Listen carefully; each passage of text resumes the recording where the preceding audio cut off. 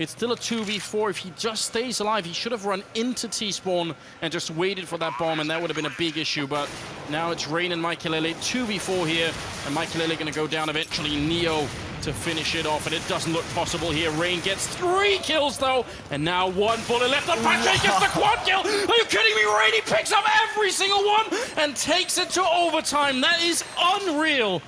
1 HP. How, I am so done. Like, how does this happen?